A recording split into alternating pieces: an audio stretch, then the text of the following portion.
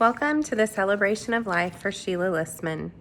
Due to COVID numbers rising and family exposure, after lots of deliberation, we as a family decided the most important thing was to keep Aunt Sheila's friends and family safe. So instead of an in-person service, we are posting a video eulogy. So now not only am I public speaking, it will be on YouTube for the rest of time. Aunt Sheila was the public speaker, and she thrived in front of an audience. She used her humor to engage the audience and her students. As I pondered this new turn of events, I decided we'd need to find the humor in the situation and hope those who knew and loved Aunt Sheila would be understanding of our decision. I couldn't help but hear Aunt Sheila's voice in my head saying, "Trump even found a way to ruin my funeral." It's been such a difficult and strange time to lose Aunt Sheila. Her hospital stay in February led to a rehab facility in South Hutchinson and eventually to a nursing home where she passed peacefully. Due to COVID restrictions, sadly, much of this time was spent on her own. My mom and dad and Gwen and Wes and several friends were there for her as much as was allowed, but I never made it down to see her during this time. I'd mail cards because we know she loved mail and call, but it just wasn't the same. The only thing I can think is that it spared me of seeing another person I love suffering. I'm just grateful that the nursing home environment spared her from seeing the world and what was happening. I hope that she had an understanding of why people were not visiting her during this time. My last phone call with her, I shared the article I wrote for the Hutch paper and told her I loved her and told her goodbye. I want to believe she heard me, but hopefully she didn't notice my run-on sentences. When we knew the end of Aunt Sheila's life was coming, my mom went to be with her. Their relationship was special. Aunt Sheila was always the big sister. She loved to torment my mom, but would throw down for her in a heartbeat. She was so proud of her sister, the homecoming queen, and beyond proud of her sister, the wife and mother. She often brought her friends to my parents' home for Mom's delicious cooking and sense of humor. I heard stories of their use, such as Aunt Sheila teasing her about the time she was on the porch, saying goodbye to a date, and closed the screen door on the guy when he went in for the kiss. I believe another time they had a fight with a hairbrush. Aunt Sheila was the adventurer, traveling most summers, and Mom was the nurturer, always there for her family. Mom had fears, and Aunt Sheila was fearless. Some might say they were oil and water, but with a mutual love and respect. As they aged, the caregiver and my mom tried to take care of Aunt Sheila. Her fierce independence wouldn't allow it. She told my mom, "You're not the boss of me." Even purchased a coaster that said it as a gift. As my mom sat by her side the day she passed, trying to offer comfort and love, Aunt Sheila became agitated. She wasn't communicating much, but kept saying, "home." We later learned that she hadn't wanted Mom to be in the room when she passed away. She was telling her what to do one last time, to go home. Her friend Gwen took Mom for a Coke and told her that was Aunt Sheila's wish. So for one of the first times in their lives, Mom did what Aunt Sheila told her to do and went home. Shortly after she arrived in Salina, the nursing home called and Aunt Sheila had passed away. She was being the big sister and protecting her little sister from more pain. My mom has labored over how to celebrate Aunt Sheila, wanting to honor her at a very strange time due to the COVID restrictions. We all wanted to make sure we did it in a way that would make her proud. As we chose music, suggestions like July to Polka, Aunt Sheila played the accordion, and Jeremiah Was a Bullfrog, apparently a song often sung in the car with her exchange student Nikki, didn't make the cut, but certainly told us more about Sheila Lisman. She knew how to have fun. The photo video showed a life filled with friendship, family, and laughter. Aunt Sheila never married or had children, but she was not lonely. She loved her friends and worked hard to maintain friendships through phone calls and letter writing. Aunt Sheila loved to read and write. Her writing led to a column in the Hutch paper and later a collection of columns in a book, A Feast of Columns by Sheila A. Lisman. One of Aunt Sheila's later in life adventures was when she sold her home and moved into a renovated apartment above Bookends. It was a dream come true.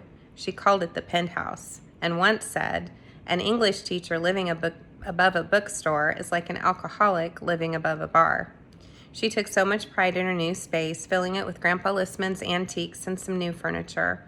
We celebrated Christmas one year in her apartment. She loved to help out at bookends and loved being just down the hall from her friends Wes and Gwen. They shared meals, went to shows, and watched Wes perform in plays. Her time with them was such a gift to her, and their friendship and care for her was a blessing for our family. We will always be grateful to them. My memories of Aunt Sheila go from sleepovers when I was little to special one-on-one road trips each summer that were, of course, educational. We both visited New Zealand to see Nikki, so we shared that connection as well. I became a teacher because of Aunt Sheila and will begin my 26th year of teaching in kindergarten this fall. We both love to write, and she helped me when I returned to get my master's degree a few years ago with editing my papers. We both loved to read, and she always made sure I knew just to let her know what books the kids or I needed, and she would get them from bookends. When I got married, I knew that Aunt Sheila needed to be a part of the ceremony.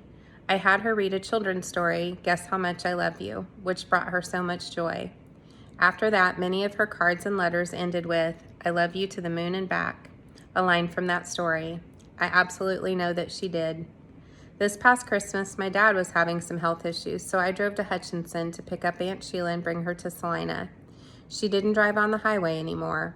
Now I see what a blessing that time was. It was the one-on-one time like we used to have on our summer field trips. I could talk to Aunt Sheila about anything. We talked about parenting. We talked about my fears about mom and dad's health. We talked about missing my husband, Doug, especially at the holidays. We talked about teaching, even finances and the stress I feel. She was such a good listener, and I will forever be grateful we had that time together this past Christmas. I will miss being able to call her to talk about things I couldn't talk to my parents about. She listened without judgment, and I always felt her love and support. She offered that love and support to her friends as well. I asked her friends to share memories that they had of their time with Aunt Sheila. Her very good friend and colleague, Doris Vandergeesen, shared this story. I met Sheila while I was attending college at Kansas Wesleyan in Salina. I lived in the dorm and she lived at home, but she would come hang out at the dorm a lot. Several times I invited her to come home with me over the weekend. My folks and sisters lived on a farm near Downs, Kansas, and Sheila was a novice at the rural farm life, to say the least. My dad would try to teach her how to do some farm chores and then get a kick out of her lack of knowledge. He'd say, Sheila, you're just a city slicker, and then he'd laugh. One time while Sheila was visiting, my two sisters and I suggested we go see a movie at an outdoor drive-in movie theater in Osborne, Kansas. Sheila thought that was a great idea. In fact, she said we could save money if we sneaked two of us in the trunk of the car. Now, my sisters and I had never done this before, but if Sheila thought it was a good idea, then it must be. So upon arrival at the ticket gate, Sheila and my sister Bonnie got in the trunk. Marcia, my other sister, and I were to drive up to the ticket booth and purchase 2 tickets. As I approached the booth, I could hear Sheila hollering and jumping up and down in the trunk, causing the car to move around a lot. I knew that she was playing a joke on me.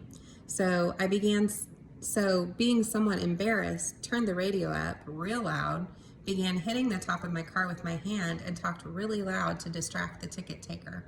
That seemed to work, so I drove on to my parking place, only to realize the sun hadn't even set yet, and we were way too early.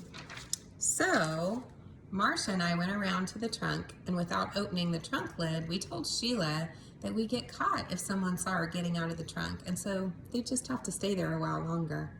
It was a way Marcia and I could get our payback, and yes, we finally let Sheila and Bonnie out of the trunk. I think we only saved 50 cents that night, but my sisters and I found out what city slickers do for fun.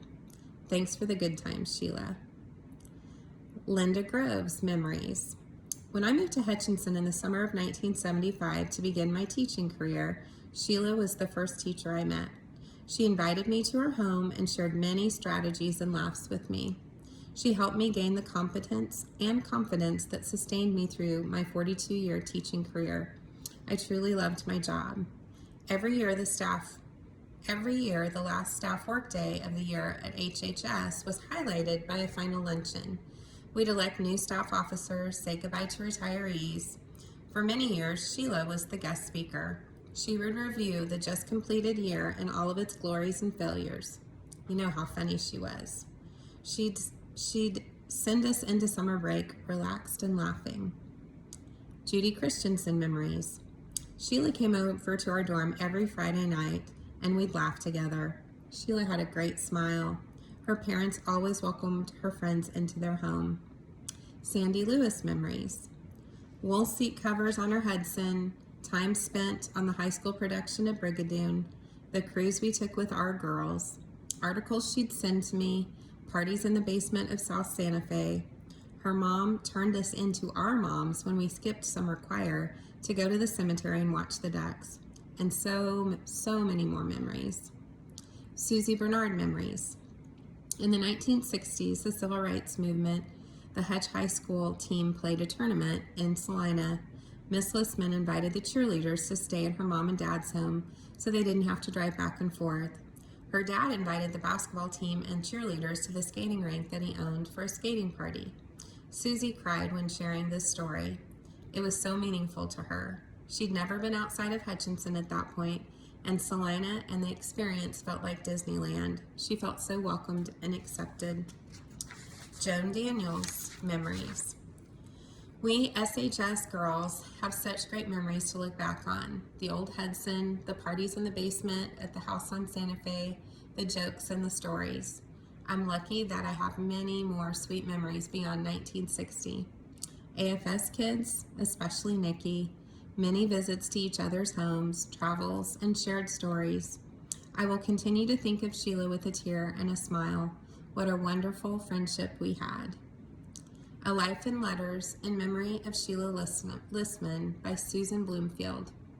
Sheila Lisman and I met in the summer of 1993 at a National Endowment of the Humanities seminar held at the University of Kansas in Lawrence. Our lives could not have been more disparate. I was a Jewish woman raised in Brooklyn and Queens, New York, and living in Merrick, Long Island, a suburb of New York City. She was the real McCoy, a bright, educated high school teacher who represented the best qualities of a Midwestern born and raised in the heartland of the United States. The seminar ended in July, and several weeks later she wrote how much she enjoyed meeting me and looked forward to hearing from me. It was a beautiful friendship kept alive by letter writing that lasted for 27 years. We lived our lives through those letters as if we were next-door neighbors. In May of 2015, I returned to Kansas to visit Sheila in her new, renovated apartment above Bookends.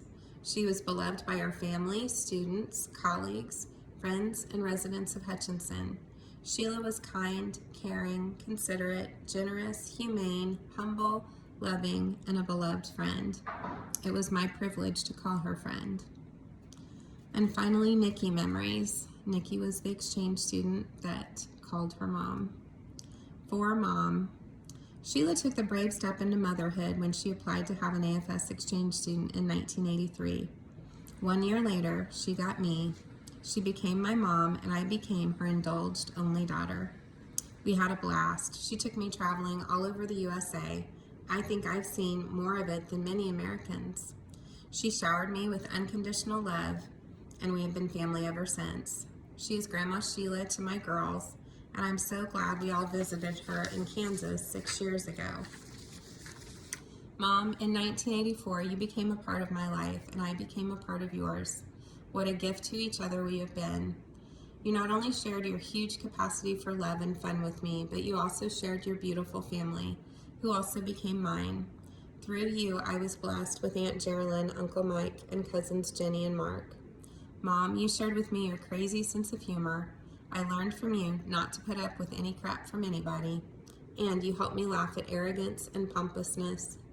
Along with loving me, you came to love New Zealand, and that year you spent teaching here in New Zealand with my family was also super special and filled with happy memories.